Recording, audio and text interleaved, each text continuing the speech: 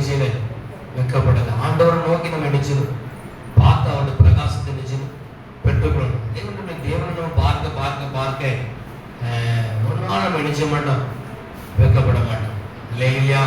ஆண்டவரை நோக்கி நினைச்சணும், அந்த பிரசனத்தோட மகிமை நினைச்சணும் பார்க்கணும். சங்கீதம் 104 கடல்ல கிடக்கிற துணிகளை நினைச்சுன்னா ஆண்டவரை நோக்கி நினைச்சுன்னா பார்க்குது.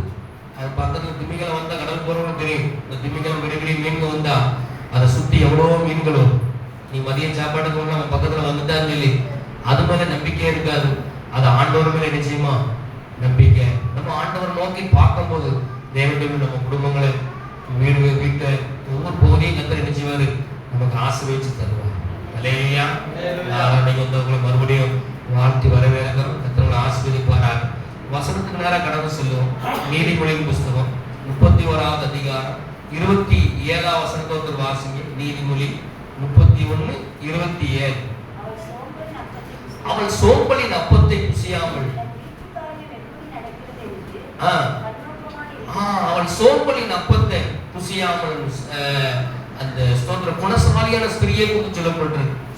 நீதிமொழி 31:10 குணசாலியான ஸ்திரியை குறித்து, குணசாலியான ஸ்திரீ எப்படி இருப்பாங்க, அவளுடைய நிறைய ஸ்பாவத்தை சொல்லிட்டு அதுல அவளுடைய ஸ்பாவத்தை சொல்லப்பட்டிருக்கு.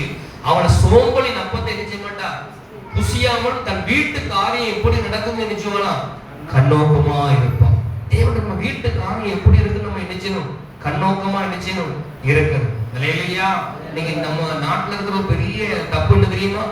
பக்கத்து வீட்டுல என்ன காரியம் நடக்குது, அடுத்த வீட்டுல என்ன காரியம் நடக்குது, தான் வீட்டுல இருக்கிற நன்மையை கோட்டை விட்டவங்க நிறைய பேர் இருக்கிறாங்க. ஒரு ஆவி போல நம்ம நாட்டுக்கு. தேவனுடைய பிள்ளை நல்லா போனீங்க. இவன் அப்படி கிடையாது. இவன் என்னஞ்சா தன் வீட்டு காரியம் எப்படி இருக்குன்னு என்னஞ்சாலும் அவன் கண்ணோக்கமா இருக்கிறான். எனக்கு ஒரு அண்ணனை தெரியும், நல்ல ஆண்டவரால் நல்ல சாட்சி பெற்ற ஒரு மனுஷன். அவர் வாலிப நாட்களே ஒரு கத்தரை ஏற்றுக்கொண்டாரு. நல்லா கவனிங்க, ஆண்டவரை ஏற்றுக்கொண்டாரு. ஏற்றுக்கொண்டு திருமணம் முடிஞ்சு கொஞ்சம் நல்லாதான் வண்டி ஓடிட்டு இருந்துச்சு.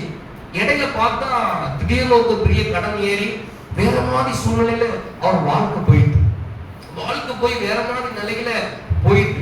அதுக்கு காரணம், மெயின் காரணம் என்ன கேட்டீங்கன்னா கத்தர் தான். வாலிபத்திலே வந்தாரு. வாலிபத்திலே ஆண்டவரை ஏற்றுக்கொண்ட ஒரு மனிதன். நான் சொல்றது நல்ல கவனி. வாலிபத்திலே இயேசுவை ஏற்றுக்கொண்டு வந்தவர், வைராக்கியம் உள்ளவர், நல்ல கத்துடைய வேலையை பணிவுடைய வேலையை நல்ல அதிகமா செய்கிறவர், தேவனுடைய எல்லாத்தையும் செய்கிறவர். நல்ல ஒரு திருமணம் முடிஞ்சு, நல்ல மனைவி, அவருக்கு நிறைய நகை கொடுத்தாங்க, நல்லா செழிப்பா இருந்தாரு, எல்லாம் இது பண்ணி நின்னாரு.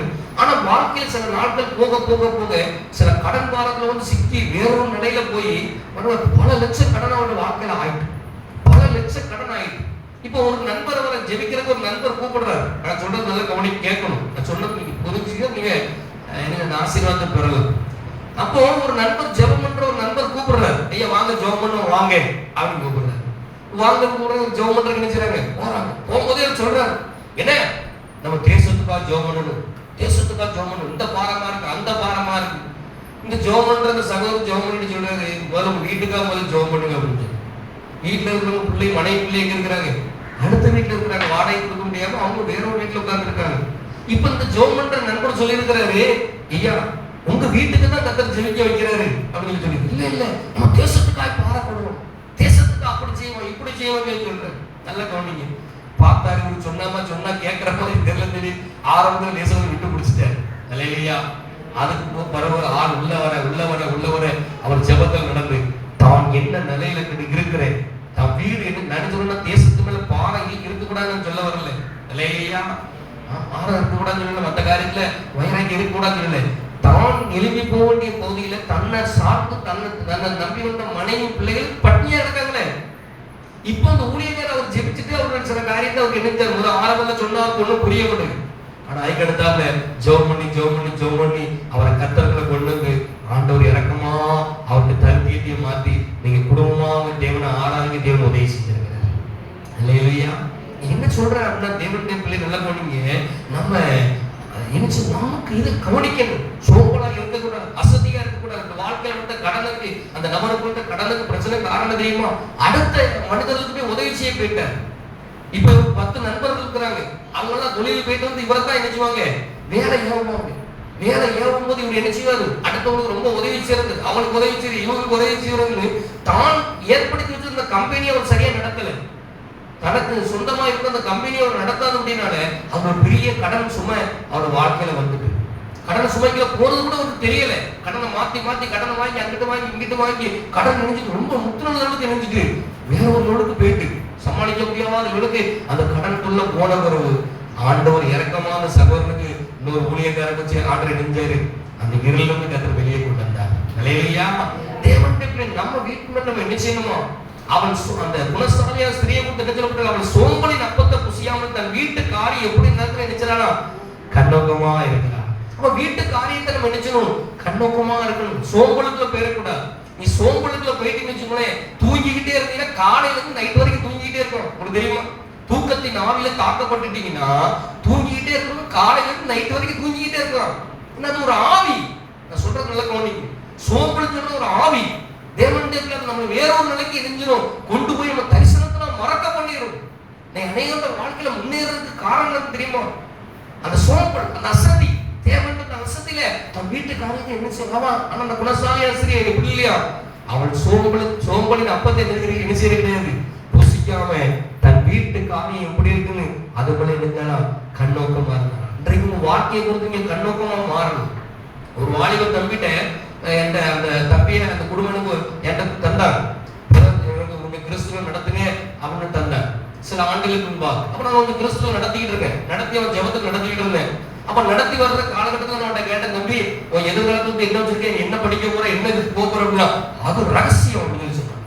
அப்படியா, சரிப்பா, இந்த நிலைக்கு நான் வர விடுங்களப்பா, அது அப்படித்தான் நீ சொல்ல மாட்டேன்னு நான் அதுல போலப்பா அவனுக்கு. நான் எது கேட்கிறேன், ஊழியக்காரன் எது கேட்பேன், இவன்கிட்ட கேட்டா அங்க அவனுக்காக என்ன செய்வேன், அது சொல்ல முடியாது, அது அப்படி அப்படின்ட்டா சரிப்பா அப்படின்னு சொல்லி சில ஆண்டுகள் போச்சு. நிலைக்கு ஜெபத்துக்கு அவன் போறவன் மறுபடியும் அதில் போயிட்டான். சில நாட்டுக்கு பிறகு நான் போன் பண்றேன், அம்மா அப்பாவுக்கு போன் பண்றேன், என்ன எப்படி இருக்கா அப்படின்னு கேட்டா இப்ப யோசிச்சுக்கிட்டு இருக்கான், மண்டையில யோசிச்சுக்கிட்டு இருக்கான். நீ அன்னைக்கு சொல்லும் போது கேட்கறதுக்கு என்னச்சில விட்டுறதுக்குள்ள மனசு கிடையாது. யார்கிட்டையும் சொல்லக்கூடாது, நம்ம ரகசியத்தை சொல்லக்கூடாது, உண்மைதான். ஆனா ஜெபிக்கிற தேவ பிள்ளைகளுக்கு சொல்லணும்ல. இல்லையா? அந்த கட்டம், அந்த வேலையின் காரியம் உச்ச கட்டத்துல வரும்போதுதான் இப்ப பறக்க யோசிச்சுக்கிட்டு இருக்கு. நான் என்ன சொல்றேன் அப்படின்னு சொன்னா, தேவனுடைய பிள்ளை ஆண்டவர் உங்களை அழைச்சிட்டு ஒரு குறிப்பிட்ட நாள் வரும்போது பறக்க பார்க்க வைக்கிறவரா உங்களை அழைக்க மாட்டேன், இது பண்ண மாட்டேன். இல்லையா? உங்க வீட்டு காரியத்தை நீங்க கண்ணோக்கமா இருக்கணும். உங்க எதிர்காலத்தை பொறுத்து நீங்க கண்ணோக்கமா இருக்கணும். உங்க எதிர்காலத்துல ஒரு 5 நல்ல கவனிக்கணும். நீங்க கிறிஸ்துவோடு கூட நடந்தா ஒரு 4 வருஷத்துக்கு மேல என்ன நடக்கும், ஒரு 5 வருஷத்துக்கு என்ன நடக்கும், ஒரு 10 வருஷத்துக்கு என்ன நடக்கும், அது இப்பவே கர்த்தர் உங்களுக்கு என்ன செய்வாரு, காண்பித்து நடத்துவார். ஆமென் சொல்லுங்க. நீங்க கண்ணோக்கமா இருந்தா கர்த்தர் காண்பிப்பார். உங்க எதிர்காலத்தை குறித்து, உங்க வீட்டை குறித்து உங்களுக்கே தரிசனம் இல்லைன்னா கர்த்தர் எப்படி காண்பிக்க முடியும் சொல்லுங்க பாபு. அப்போ அந்த குணசாலிய ஸ்திரியை குறித்து என்ன சொல்லப்பட்டிருக்கு, அவட்ட வீட்டு காரியம் எப்படி இருக்குன்னு கண்ணோக்கமா இருந்தா. அல்லேலூயா. அவன் எதிர்காலத்தை கட்டி எழுப்பணும், வீட்டை கட்டி எழுப்பணும்னா நம்ம வீட்டு மேல கண்ணா என்ன செய்யணும், இருக்கணும். நல்லா கவனிங்க. யாக்கோபு என்ன மாமன்ட்ட இருந்து நெஞ்சாரு, நல்லா உழைச்சி சம்பாத்தியம் பண்ணி தேவனுடைய பல இதை நெஞ்சாரு, தேடி வச்சிருந்தார். நிறைய சொத்துக்களை தேடி வச்சு பாருங்க, ஒரே நாள்ல எல்லாம் வெளியே போகும்போது, எல்லாம் என்ன செய்ய போகுது, எல்லாம் வெளியே போக போகுது. அண்ணன் வந்து அவளத்தையும் கொண்டுட்டு போறான், அவளத்தையும் நொறுக்கி எடுத்த போறான்னு சொல்லி சொல்லும் போது பாருங்க, ஒரு யோசனை பண்றான். என்ன யோசனை பண்றான், முதல்ல நினைச்சான் 2 பரிவாரம் அந்த பொருளை பிரிக்கிறான். முதல்ல என்ன நினைச்சான், வேலைக்காரியும் பிள்ளையோட முன்ன நிப்பாட்டுறான். நல்லா வசந்த சொல்லுங்க, ஆதி ஆமத்துல வேலைக்காரியும் முன்ன நினைச்சான், வேலைக்காரியோட பிள்ளையும் அந்த வேலைக்காரியும் முன்ன வைக்கிறான். 2வது அந்த பூஜக்கனி சொல்றாங்க, அவருக்கு இருக்கிற லேயால கொண்டு போய் நினைச்சான். 2வது அவளையும் பிள்ளையை கொண்டு வைக்கிறான். 3வது என்ன செய்யறான், ராகேலையும் யோசேப்பையும் கொண்டு 3வது என்ன செய்யறான், வைக்கிறான். அப்ப என்ன, இப்ப மாம்சத்துல போராடுறான், தன் வீட்டை காப்பாத்துறதுக்காக மாம்சத்துல போராடி என்ன செய்யறான். முதல்ல வேலைக்காரியும் பிள்ளையும் செத்துட்டு போறாங்க, அப்படி முன்ன வைக்கிறான். பாருங்க, அவங்களும் ஒப்பு கொடுத்துட்டாங்க, நாங்களே முன்ன போட்டு போறோம், சரியா அவங்க நினைச்சிட்டாங்க. அந்த வேலைக்காரியும் பிள்ளைங்க முன்ன நின்றாங்க. அடுத்தவங்க யாரு, லேயாளோட பிள்ளை. தேவனுடைய 3வது யாரு, தேவனோட எழுது ராகேலும் யோசேப்பு கொண்டு 3வது நினைச்சான் வைக்கிற. 2 கல்வியும் போன வீட்டுக்கு 3வது இருக்கிற வாழ்க்கை நடத்தும். இல்ல மாம்சத்துல இருந்து போராடுறாரு, மாம்சத்துல போராடி இப்ப என்ன கிடைக்க முடியுது, மனசுல அமைதி கிடைக்க முடியுது. ஐயோ வாழ்க்கை என்ன நடக்குமோ தெரியலையே, எதிர்காலம் என்ன ஆகுமோ தெரியலையே, அவன் வந்து எல்லாத்தையும் கொண்டு போட்டுருவான்னு ஒரு பெரிய பயம், பெரிய போராட்டம். தன் வீட்டு மேல அவன் கண்ணா இருந்தான். வீட்டை காப்பாத்தணுமே, குடும்பத்தை காப்பாத்தணுமே. ஒரு பக்கம் அவன் அடிச்சுட்டு போனாலும் இன்னொரு பக்கம் பாதுகாக்கணுமே. நான் சொல்றதுனால கவனிங்க.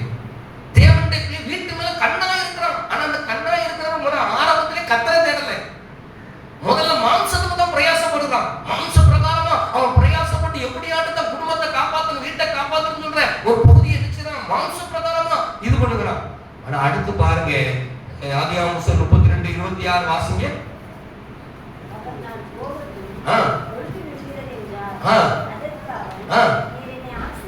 நீர் என்னை ஆசீர்வதித்தால் ஒழிய உண்மை போக விடேங்க என்னங்கன்னா அவர் காலை பிடிச்சுக்கிட்டான். இல்லையா? தேவன் அவன் வீட்டு மேல கண்ணோக்கமா இருக்கான். அந்த மாம்ச பிரகாரமா அந்த வீட்டை கட்டி எழுப்புறது, அந்த வீட்டை காப்பாத்துறது என்ன சொல்ற யாக்கோபு பிரயாசப்படுகிறார். மாம்ச பிரகாரமா நினைச்சாரு, அதை பாக்குறாரு.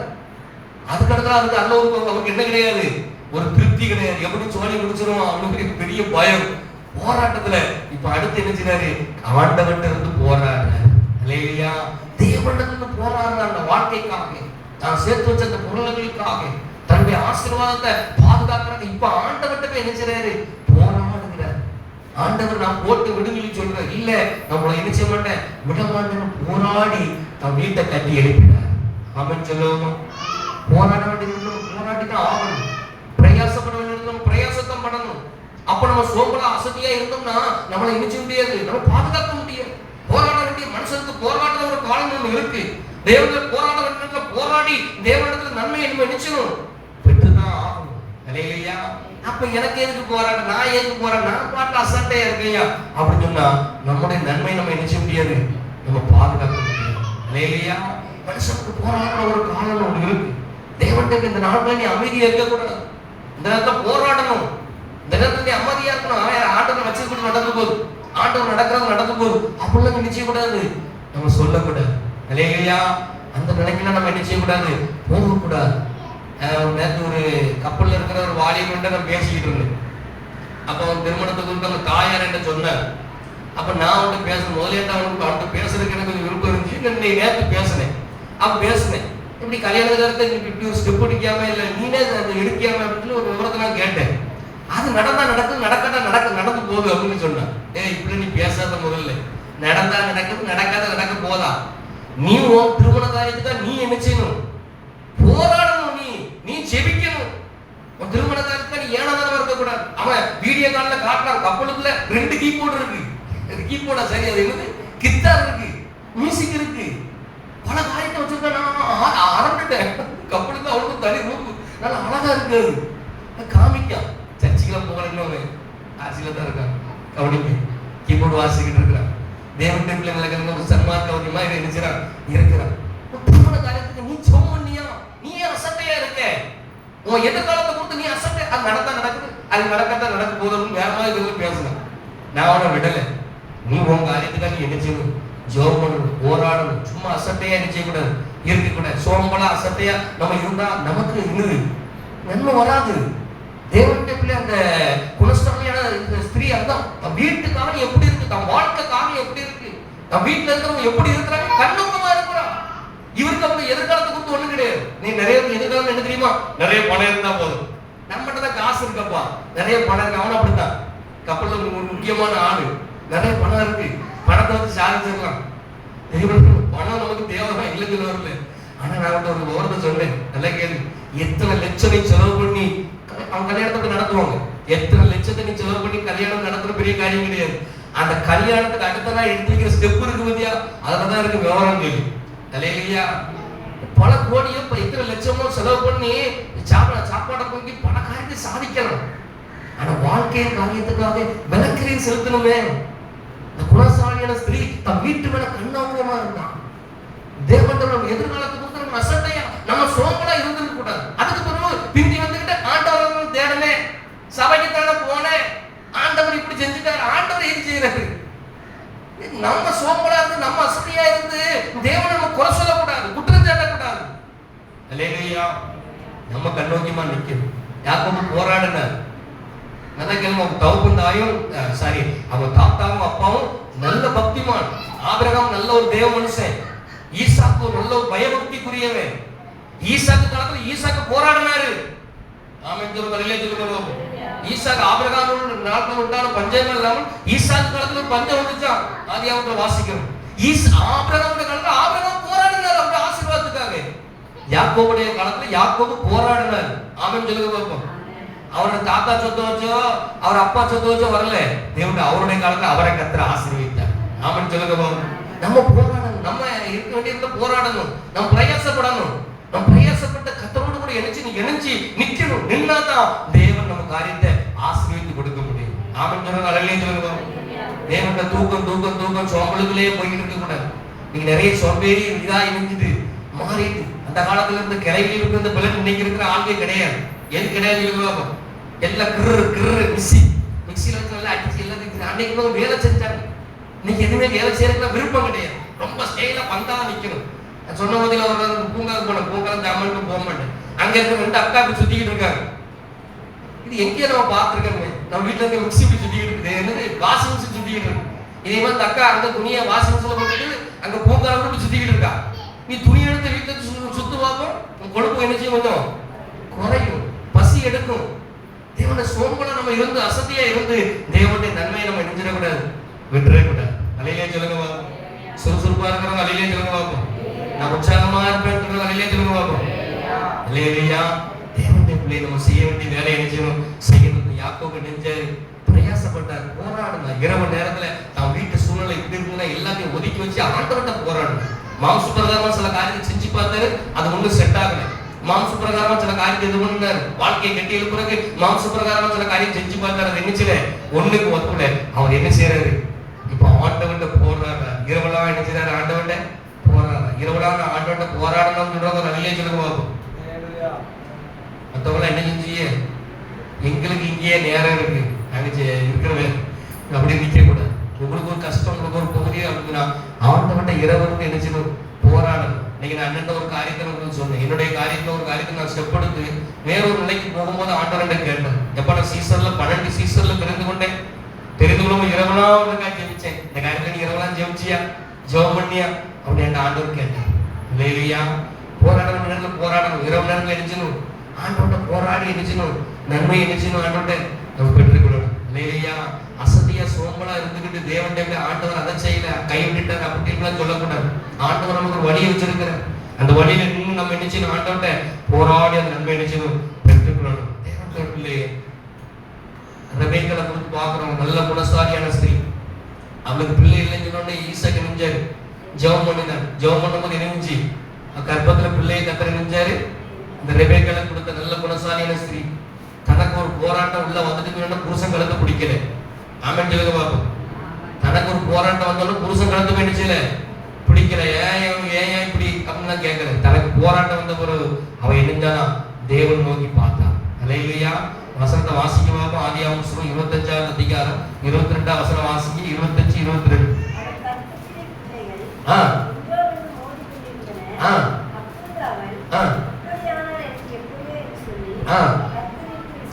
கர்த்தரிடத்துல இருந்தானா விசாரிக்க போனான். அல்லேலூயா. இவங்களுக்கு ஒரு போராட்டம் வரும், பிரச்சனை வரும்போது நீங்க யார்கிட்ட விசாரிக்கீங்களா, ஆண்டவர்கிட்ட ஆண்டவர்கிட்ட கேட்கீங்களா, அந்த பிரச்சனைகளுக்கு காரணம் என்ன ஆண்டவரே, இப்படி ஒரு போராட்டம் இருக்கு, என் வாழ்க்கையில இப்படி ஒரு போராட்டம் பிரச்சனையிலே இருக்கணும்ப்பா, நான் இப்படியே ஒரு போராட்டத்துல இருக்கேன், நீங்க ஆண்டவர்கிட்ட விசாரிக்கிற ஒரு பழக்கம் உங்களுக்கு இருக்கா? இந்த குணசாலியான ஸ்திரீ ஆண்டவர்கிட்ட விசாரித்தாங்க. அல்லேலூயா. அந்த நாள்ல யார் வந்தா, யார்கிட்ட விசாரிச்சா, எப்படி கேட்டா, என்ன செஞ்சா, எப்படி இருந்து நமக்கு ஒண்ணு புரியல. சாப்பிட்டா எழுதப்பட்டிருக்கு. ஆதியாகமம் புஸ்தகத்தோட வரலாறு ரொம்ப பெருசு. ஆனா சின்ன லெட்டரா நமக்கு எழுதப்பட்டு ஆண்டவர் எழுதிருக்கிறாரு, எழுதி தந்திருக்கிறார். இந்த ரெபேக்காள் எழுந்தா கர்த்தர்ட்ட விசாரிக்க போனாலாம். அப்ப தனக்கு இருந்த அந்த பிரச்சனையில, தனக்கு இருந்த அந்த குடும்பத்துல இந்த பிரச்சனையில, காரணம் வயிற்றுல இருக்கிற பிள்ளைகளை ஒரு பிரச்சனை, 2 ஜாதி இருக்கிறத கர்த்தர் நினைச்சாரு சொல்லுகிறேன். இல்லையா, ஒருத்தன் என்ன செய்வான், இளையவனை பாருங்க, மூத்தவன் பாருங்க, இளையவன் எப்படி இருப்பான், பெரிய ஆளா இருப்பான் அப்படின்னு சொல்ல ஒரு தீர்க்க தரிசனத்தை கர்த்தர் சொல்லுகிறார். சொல்ற வசனத்தை நல்ல வார்த்தை நீங்க நல்லா கவனி. தேவன்கிட்ட கர்த்தர்ட்ட விசாரிச்சாதான் தேவனுடைய எதிர்காலத்தை குறித்து சொல்ல முடியும்.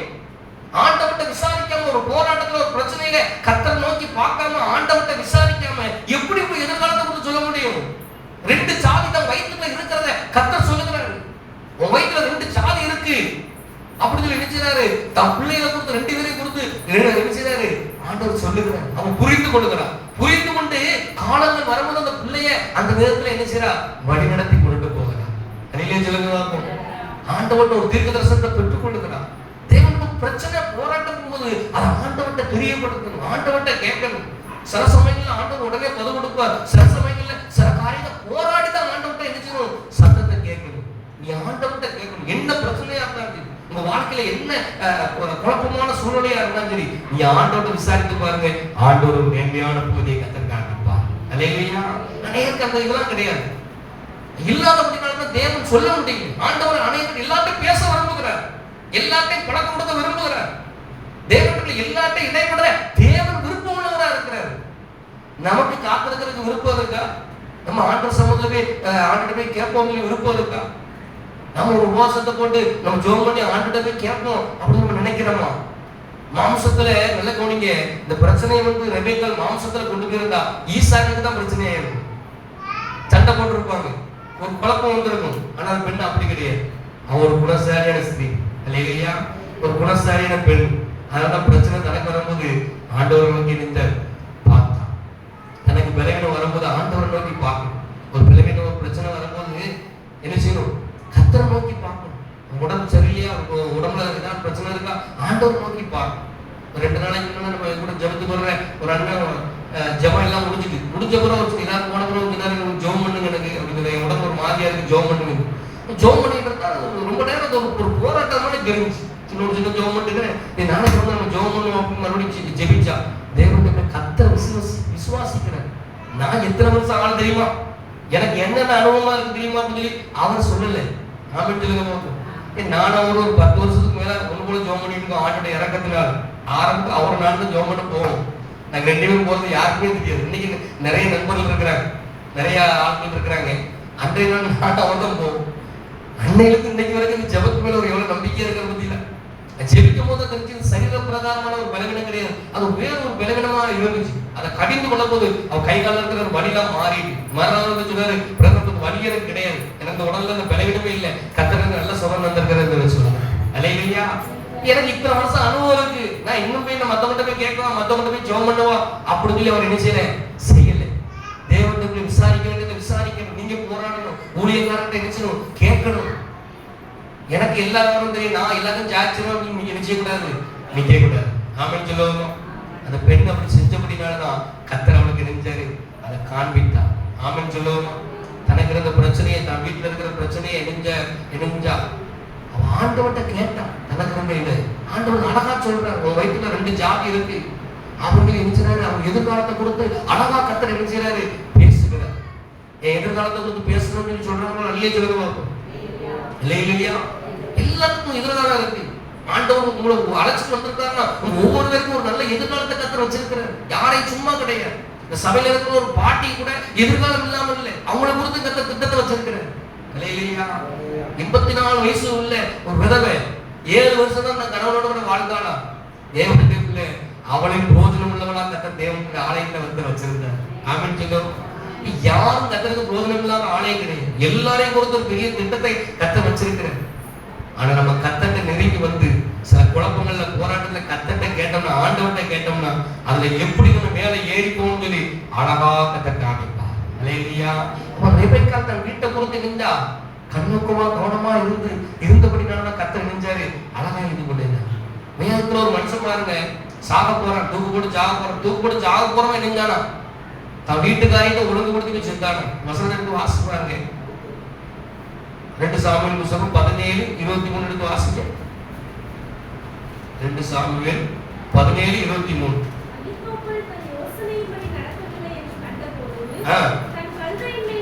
கழுத மேல ஏறி போய் ஊருக்கு வீட்டுக்கு போய் நல்லா கவனிச்சு பார்த்தீங்கன்னா சாவறதுக்கு முன்னாடி என்னதுங்கன்னா தான் வீட்டுக்காரியத்துக்கு ஒழுங்குபடுத்திட்டு இப்படி இருக்குங்க தூக்கு போட்டு செத்தாங்க. தேவன் பெரிய அறிவாளி, அவன் சாதாரண ஆளு கிடையாது. இந்த அகித்தோப்பேல் தாவீது மாதிரி ஞானம் உள்ள ஆளு, பயங்கரமான ஆள் அவன். ஆனா ஒரு காரியத்தை தவறா நினைச்சோம் அப்சலோமுக்கு ஆலோசனை கொடுத்து போயிடும். அதுதான் அவங்க வாழ்க்கையில் நடந்த பெரிய சீர்கை. அப்சலோமுக்கு போட்டு அகித்தோப்பேல் போட்டு ஆலோசனையை தேவன் பைத்தியமா மாத்தினார். நல்ல ஞானம் உள்ள ஆளு. நீ வேதத்துல கூட இந்த அகித்தோப்பேலை கொடுத்து பார்த்தாலும் தெரியும், அவ்வளவு பெரிய ஞானம் உள்ள ஆளு. கடைசியில் வாழ்க்கை வெறுப்படைஞ்சு சாக போறவன் இந்த வீட்டை கொடுத்து இருந்தானா, ஒழுங்குபடுத்தி இவர் தூக்கு வச்சு இருந்தானா, இது பண்ண உள்ளவங்களா இருக்கணும். நம்ம வீட்டை கொடுத்து நம்ம வீட்டை நினைச்சணும். ரொம்ப முக்கியமான ஒரு பகுதியா நினைச்சது தேவன்கிட்ட இருக்கு. வீட்டு காரியத்தை நினைச்சணும். நம்ம நினைச்சணும் வீட்டு காரியத்தை கவனிக்கணும். வீடு எப்படி இருக்கு, குடும்பம் எப்படி இருக்கு. நிறைய பேருக்கு அப்படிலாம் கிடையாது. பணத்தை கொடுத்துட்டு காசை மட்டும் கொடுத்துட்டு நிறைய கடவுள் நினைச்சாங்க. அவங்க பாட்டு பறந்து போயிடுறாங்க. அது எப்படி இருக்கு, இது எப்படி இருக்கணும் எதுவும் யோசிக்கிறது கிடையாது. அந்த பிரச்சனைக்கு காரணம் தேவனுடைய நம்ம செய்ய வேண்டிய பகுதியை நம்ம வீட்டு காரியத்துக்கு என்னென்ன செய்யணுமோ அவ்வளோத்தையும் கண்ணோக்கி பார்க்கணும். சில பகுதியை நம்ம என்ன முடியும், ஆண்டவனை தான் தெரிவிக்க முடியும். ஆண்டவனை என்ன செய்யணும், தெரிவிச்சு அதுக்கேற்ற எப்படி என்ன செய்யணும், செய்யணும். பாருங்க, இயேசு கிறிஸ்து இந்த உலகத்துல இணைஞ்சாரு. தேவனுடைய தன்னோட ஓட்டத்தை முடிக்கும் பொழுது இணைஞ்சாரா, யோவானை பார்த்து இணைஞ்சாரு. அதுவும் அவன் தாய் இணைஞ்சு இணைஞ்சாரு. சொன்னார், இல்லையா, நான் ஓட்டத்தை சரீர பிரகாரமா ஓட்டத்தை முடிக்க போகிறேன். ஓட்டத்தை முடிச்சு என்ன செய்வது, காலம் நிறைவேறி வந்த அந்த காலகட்டத்துல இணைஞ்சிருக்காங்க. இயேசு கிறிஸ்துவோட தாய் இயேசு கிறிஸ்துவோடு கூட இணைஞ்சாங்க. ஊழியத்துல நின்று கொண்டிருந்தாங்க. அடுத்த சகத்தை பார்க்கிறாரு. தான் ஒழுங்குபடுத்த வேண்டிய இந்த பகுதியை என்ன செய்யறாரு, ஒழுங்குபடுத்துற தன் தாயை யார்கிட்ட ஒப்பு கொடுக்கிறாரு, தனக்கு அன்பா இருந்த சீசன் யோவான்ட்ட என்ன செய்யறாரு, ஒப்பு கொடுக்கிறார். வசந்த வாசிங்க, லூக்காய் புஸ்தகம், யோவான் சுவிசேஷ புஸ்தகம் 19ஆம் அதிகாரம் 26, 27 எடுத்து வாசிங்க. அப்பொழுது இயேசு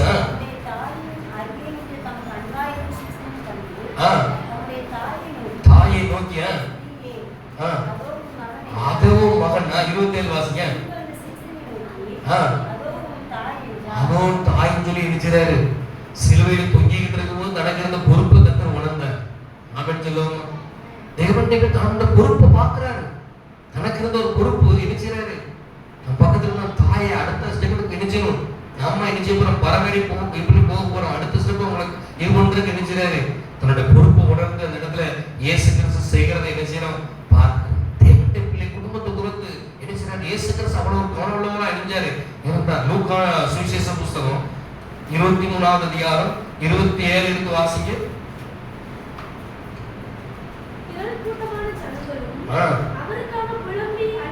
அவருக்காய் குழம்பி அழும் பொழுது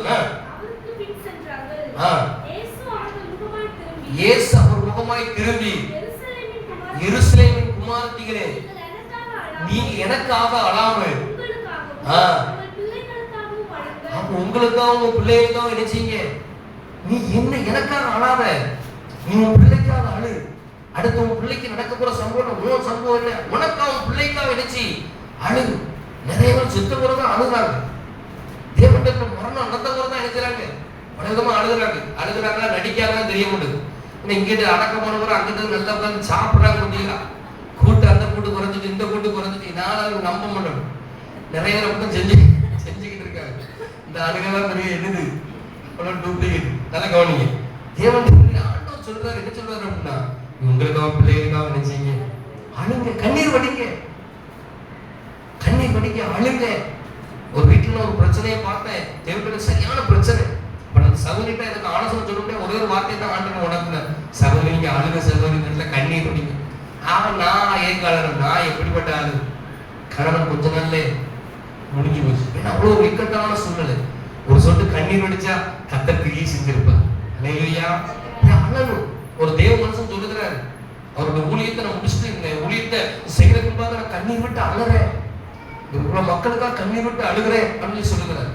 ஒரு 2 பெரிய கூட்டத்தை நான் கண்ணார பார்த்துருக்கிறேன். என்ன கவனிக்கல, அங்கிட்ட சின்ன பிள்ளை கவனிக்க, எனக்கு கவனிக்கும். ஒரு பெரிய கூட்டத்தை நான் கண்ணால பார்த்த சம்பவத்தை சொல்றேன். பெரிய கூட்டத்துல ஒரு திரளான கூட்டம் மக்களுக்கு பிரசங்கம் பண்ண வந்த பிரசங்கியாரு அந்த கூட்டத்து மக்களை பார்த்து கண்ணீர் வடிச்சேன். அகசியம் ஜெபக்குமார். இன்னொரு கூட்டத்துல பெருமாள் ஒரு மீட்டிங் நடத்தும் போது பார்த்தேன், அவர் கண்ணீர் வடிச்சார். அன்றைக்கு அவ்வளவு ஆட்கள் இருக்காங்களே, இவ்வளவு ஆத்துமாக்கள் இருக்கு, இவ்வளத்தையும் பரலோகம் கொண்டு போகணுமே, இவ்வளத்தையும் நான் ஆதாயப்படுத்தணுமே, ஆண்டவரே என்னை பயன்படுத்துங்க, ஆண்டவரே எனக்கு இறக்கம் செய்யுங்க. மக்களுக்காக கண்ணீர் வடிக்காங்க. சும்மா கிடையாது ஊழியம், ஊழியக்காரங்க சும்மா கிடையாது. தேவனுக்கு ஒரு பிரசங்கம் எடுக்கிறதுன்னு பார்க்க, ஒரு ஆராதனை எடுக்கணும், தேவ சமூகத்துல அவங்க போராட்டித்தான் வராங்க. சும்மா கிடையாது, சாதாரண கிடையாது. இயேசு கிறிஸ்து ரட்சிப்பை பெறறதுக்கு சிலுவையில் எவ்வளவோ பாடுபட்டார், கண்ணீர் விட்டார், ஓடு இது பண்ணது உயிர் பண்ணார். தன்னை பின் சென்று வந்த மக்கள்கிட்ட சொன்னார், உனக்கு அவன் பிள்ளைக்கா அழு அழு. இன்னைக்கு நீ கண்ணீர் வடிச்சா அந்த பிள்ளைக்கா என்ன, அந்த பிள்ளை என்ன செய்யலாம், உயிர்ப்பிக்கலாம். அந்த பிள்ளை என்ன செய்யலாம், தூக்கி நடத்தலாம். அதே பிள்ளை நிலைமை வேற மாதிரி போனா என்ன செய்யணும். சமீபமா ஒரு இடத்துல பார்த்த ஒரு சம்பவம், உண்மைதான். அது பிள்ளையை நடத்திக்கிட்டு கலக்கிற கொடிய வியாதி. கொடிய வியாதி வந்து தான் பிள்ளை மன்னிக்கப்படணும் தான். அதுக்கப்புறம் அந்த பிள்ளைக்காக ரட்சிப்புக்காக அந்த தகப்பனார் பிரயாசப்பட்டார்.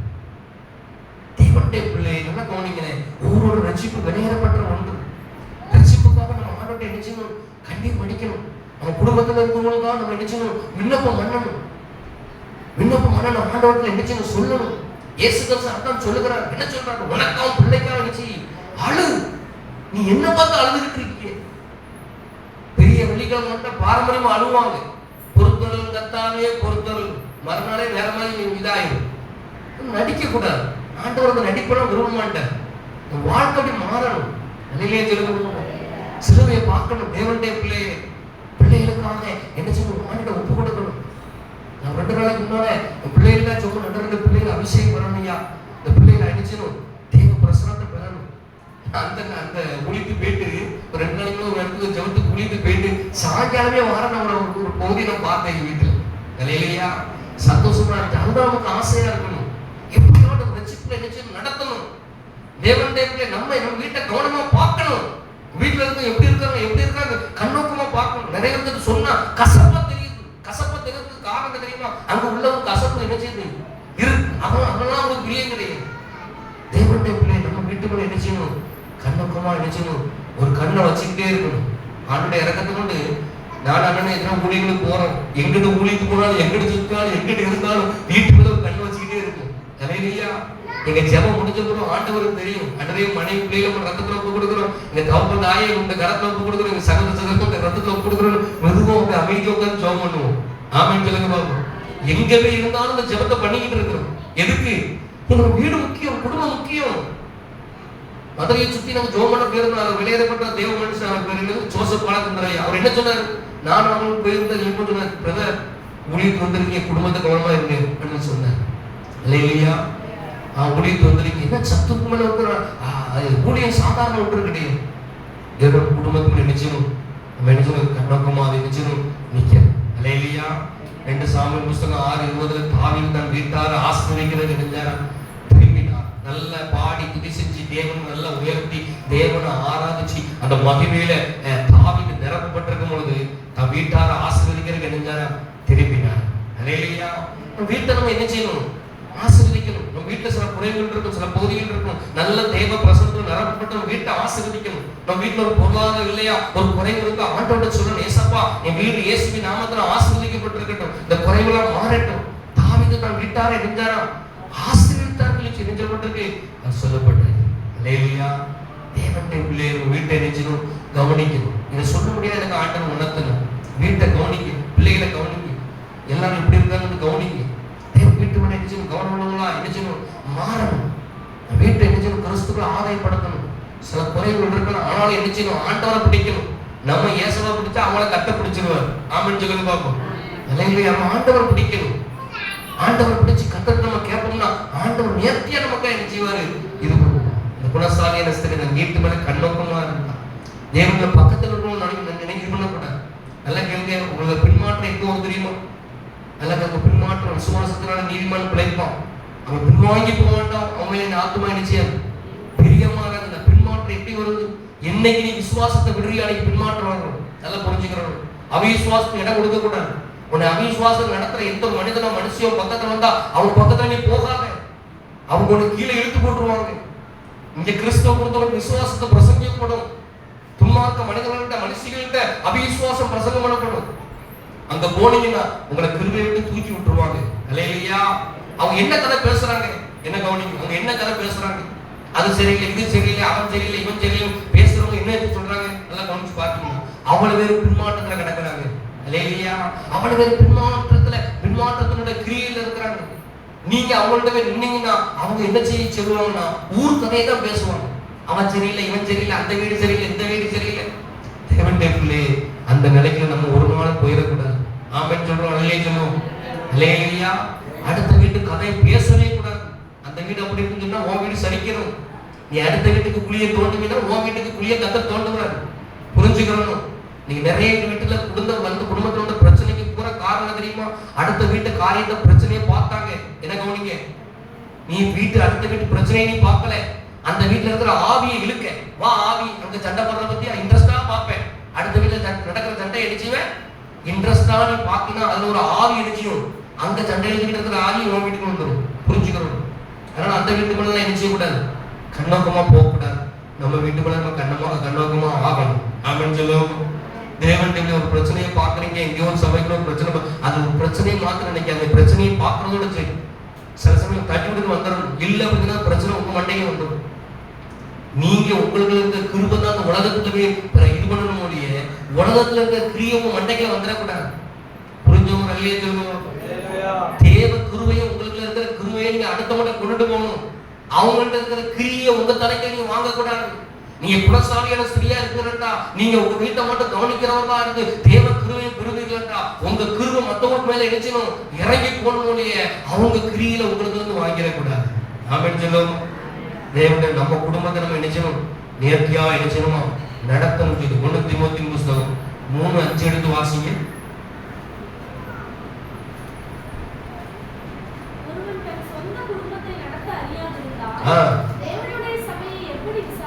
ஒருவன் சொந்த குடும்பத்தை நடத்த அறியாத தேவனுடைய சபையை தேவனுடைய சபையை தேவனுடைய சொந்த குடும்பத்தை நினைச்சணுமா நடத்தணும். 2வது சபையை விசாரிக்கணும். ஆமென் சொல்லுங்க. தேவனுடைய வீட்டை விசாரிக்கணும், சபையை நினைச்சணும், கண்ணோக்கமா பார்க்கணும். நமக்கு தேவனுடைய ஒரு பக்கம் வீட்டை கொடுத்திருக்கிறாரு, இன்னொரு நமக்கு சபையை தந்திருக்கிறார். சபையில இருக்கிற குறைவை யார் நிவர்த்தி செய்வா சொல்லுங்க? நம்மளை கொண்டு தான் கத்த நிவர்த்தி செய்யணும். ஆமென் சொல்லுங்க.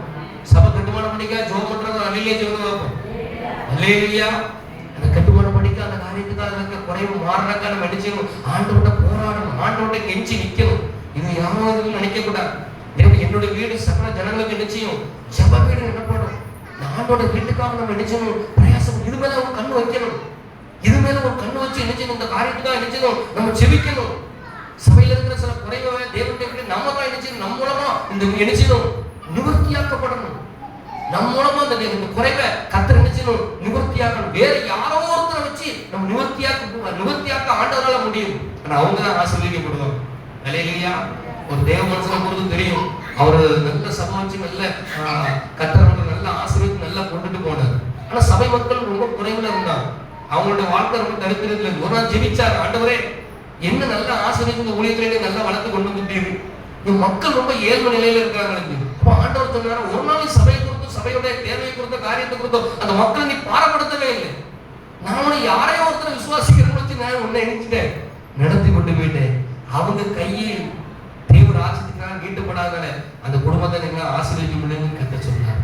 ஆமென் சொல்லுவோம்.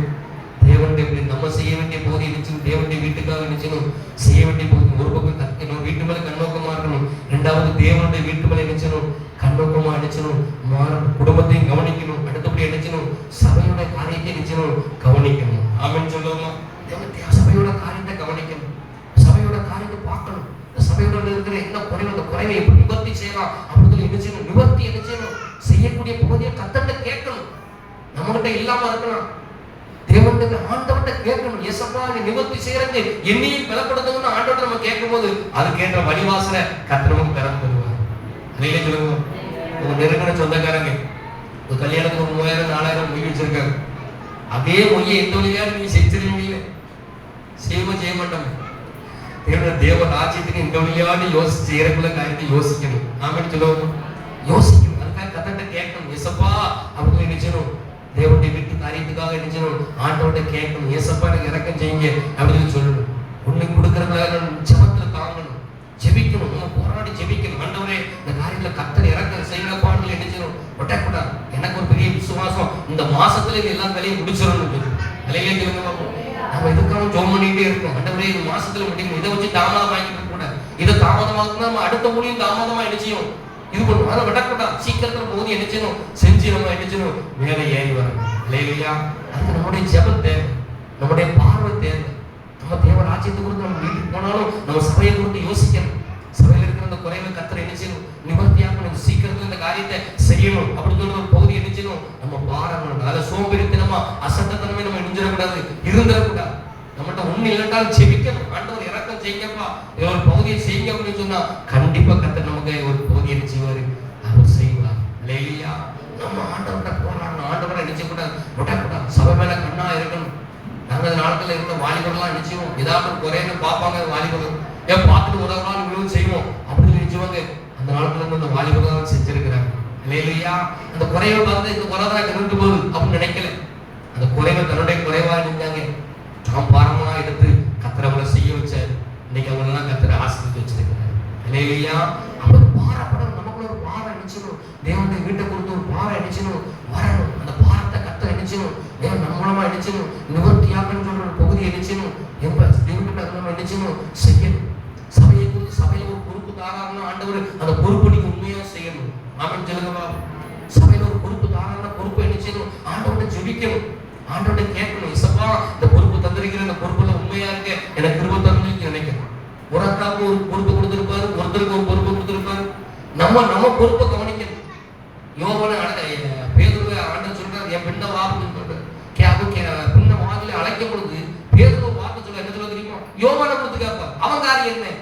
அவன் காரியம் நான் வர்ற வரைக்கும் அவன் இருக்க இடம் சுத்தமான உனக்கு என்னப்பா, நீ உன் காரியத்தை நீ கவனி அப்படின்னு சொன்ன. சபையில இருக்க உங்களுக்கு ஒரு பொறுப்பு தந்திருக்காங்கன்னா உங்க பொறுப்பை தான் நீங்க கவனிக்கணும். போராம பிடிச்ச ஆட்களை பார்த்துட்டு கல்யாண வீட்டுல அந்த தாய் இலைய பார்த்து சாப்பிட மாட்டாங்க. இல்லையா?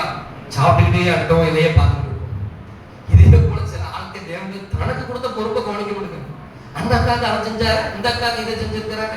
இவங்க எல்லாத்தையும் மண்டையை நம்ம ஏற்ற முடியாது. இல்லையா? எனக்கு என்ன பொறுப்பு தக்க தாராக அதை செஞ்சா தான் நான் ஆசீர்வதிக்கப்பட முடியும். ஆமென் சொல்லுங்க. இருக்கும் எனக்கு என்ன பொறுப்பு தந்திருக்கா, உங்களுக்கு என்ன பொறுப்பு தந்திருக்கிற அந்த பொறுப்புகளை நிக்கணும். பலவிதமான பொறுப்பை ஊழியக்காரர்களும் கத்தவர்கள் பிரிச்சு நிச்சயமாரு தருவார். என்ன பொறுப்பு தந்தாரோ அது நம்ம சந்தோஷமா இருக்கணும். ஆமென் சொல்லுங்க. ஆமா, உலகத்தோட்டம் பழமொழி சொன்னா, உலகத்துல சொன்னோம் பழமொழி, கல்யாணம் வீட்டா இருந்தா நினைச்சிடும், மாப்பிள்ளையா இருக்கணும், எல்லாம் வீட்டா இருந்தா நினைச்சிடும், குணமா இருக்கணும். அப்பதான் எல்லா மாலை மரியாதை எனக்கு நினைச்சிடும், எல்லாம் எனக்காக பார்க்கணும்னு சொல்லணும். அப்படி ஒரு நினைக்கணும் நம்ம போயிடக்கூடாது. அல்லையிலே சொல்லுங்க பார்ப்போம். சபையில உங்களுக்கு கொடுத்து ஒரு பங்கு இருக்கு, வந்திருக்கிறீங்க, ஒவ்வொரு கொடுத்து ஒரு பங்கு கத்தர் வச்சிருக்கிறார். என்ன பங்கு தந்தாரோ அதை செஞ்சுட்டு ஆமேன் சந்தம் சொல்லி கத்தருக்கு சோதனை பண்ணுங்க. அல்லையிலே சொல்லுங்க பார்ப்போம். எனக்கு சபைக்கு வந்த ஆரம்பத்துல எனக்கு நம்ம பொறுப்பு என்ன பொறுப்பு தெரியுமா? விளக்கு மாதிரி இருந்ததை தூக்குறது தான். அல்லையா? விளக்கு மாதிரி தூக்குறது தான். ரொம்ப வருஷமா எனக்கு செஞ்சேன், கவலைப்படலை. என்ன சொல்றேன்னா என்ன பொறுப்பா இருக்கணும் எல்லாம் அதே தான். இன்னைக்கு நம்ம நீட்டா உட்கார்ந்து இருக்கிறோம். நாளைக்கு முன்னாடி ஒருத்தர் தூத்து இந்த பாயை விடிக்கலன்னு நீங்க உட்கார முடியாது. இல்லையா? அவனை பிரசங்கம் பண்ற நேரத்துல இல்ல பாட்டு பாடுற அண்ணன் வர நேரத்துலயும் இது ஒண்ணும் விரிக்காம தான் யோசனை பாருங்க எப்படி இருக்கும். அதுக்கு முன்னாடி ஒருத்தர் நினைச்சாங்க பொறுப்பா செய்யறாங்க, ஒருத்தர் தூக்குறாங்க, ஒருத்தர் பாய் விரிக்கிறாங்க. தேவன்கிட்ட அதுவும் தேவனுடைய வேலை தான். ஆண்டவர் நமக்கு என்ன பொறுப்பு தந்தாரோ அதை நம்ம சந்தோஷத்தோட நம்ம செய்வோம்னா கர்த்தர் நம்மளை ஆசீர்வதித்து நடத்துவார். இல்லையா? எனக்கு அந்த பொறுப்பு இல்லை, எனக்கு இந்த பொறுப்பு இல்லை அப்படின்னு நினைக்க கூடாது. என்ன பொறுப்பு தந்தாலும் சந்தோஷமா இருக்கும். தேவன் நம்ம காத்திருந்தா நம்ம அபிஷேகத்துக்கு கேட்ட நல்ல அழைப்பை கத்தரை நினைச்சுவாரு, நமக்கு கத்தரையே கொண்டு வருவார். ஆமென் சொல்லுங்க. ஏன் தேவன் உயர்த்தும் போது ஆண்டவர் ஒரு மனுஷனை உயர்த்தும் போது அதுதான் உண்மையான உயர்வு. நீ நிறைய பேர் உயர்வுக்காக அங்க இங்கேயும் ஓடி கேட்கிறாங்க. என்ன அப்படி பயன்படுத்தப்படாத, என்ன இப்படி பயன்படுத்தப்படாத? பயன்படுத்த வேண்டியது கர்த்தர்ல பயன்படுத்தணும். ஒருத்தர் யோசிங்க பார்ப்போம். நம்மளாம் நம்ம என்ன செய்ய நம்ம இது பண்ண முடியாது. இல்லையா?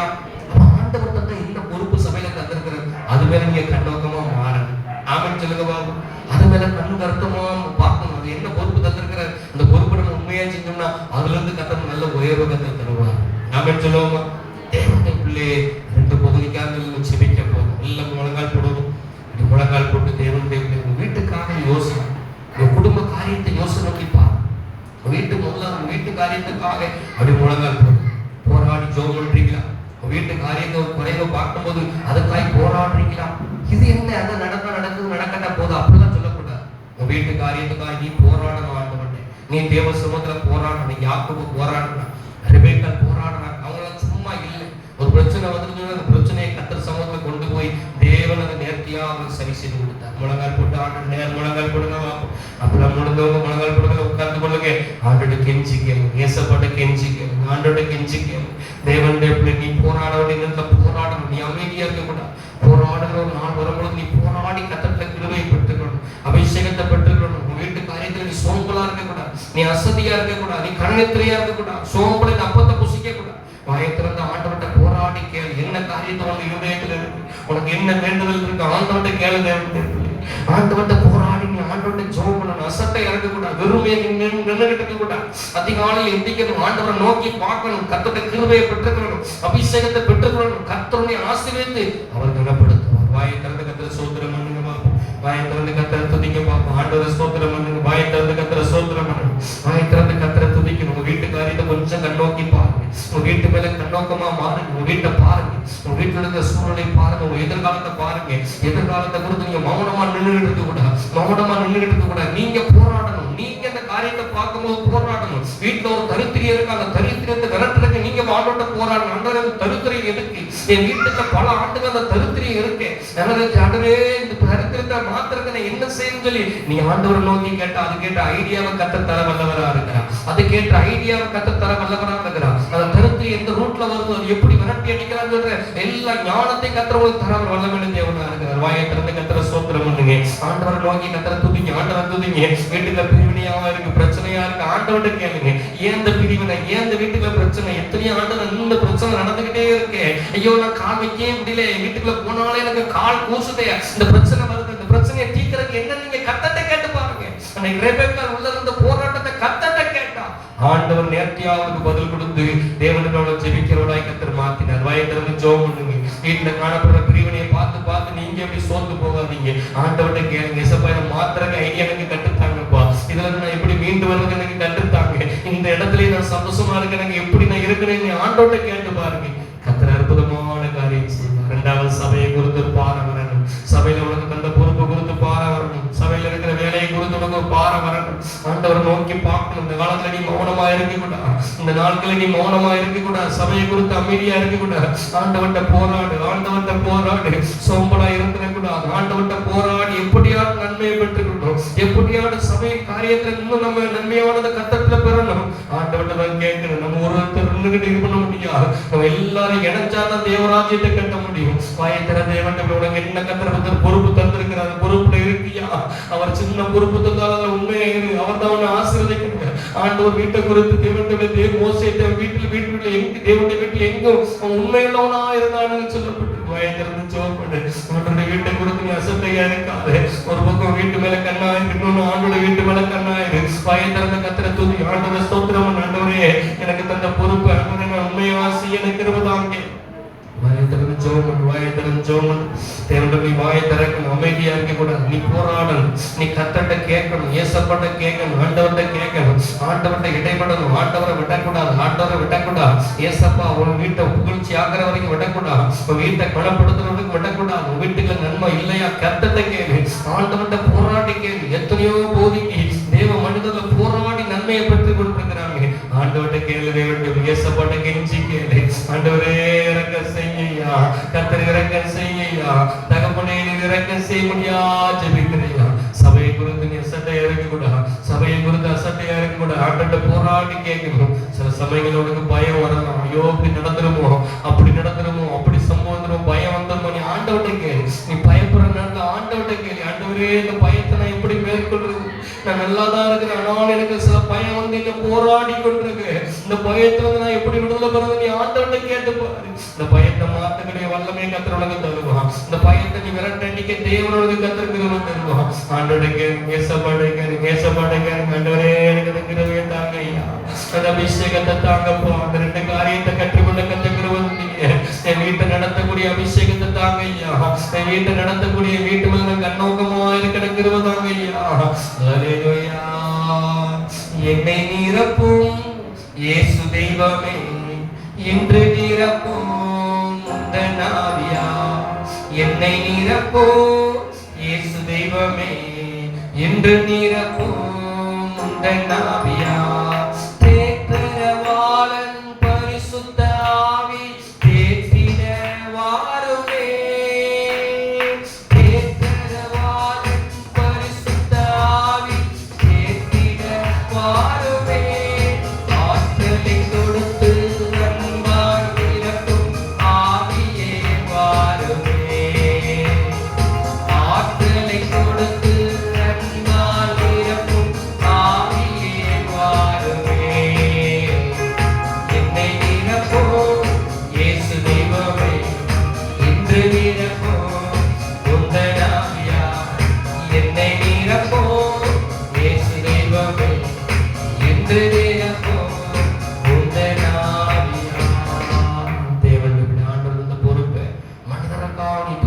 இருக்கக்கூடாது.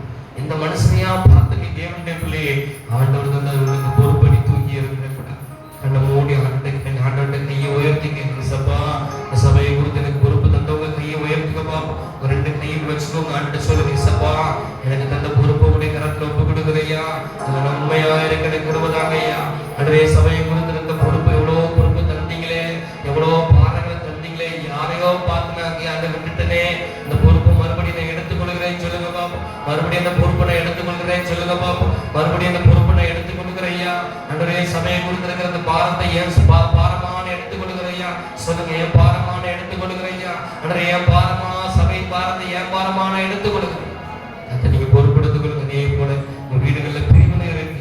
தேவனுடைய பிரிவினை மாத்திரங்க ஆண்டவனுக்கு ஏசப்பாட முழங்கால் போட்டு, ஏசப்பா என் வீட்டில் இருக்கிற பிரிவினை நான் எப்படி மாத்துறது? ஐயோ நான் நல்லா தான் இருக்கேன்னு விரும்புறேன், என்னாலும் பிரிவினை வருது. என் ஆண்டவனை கேட்டுப்பா.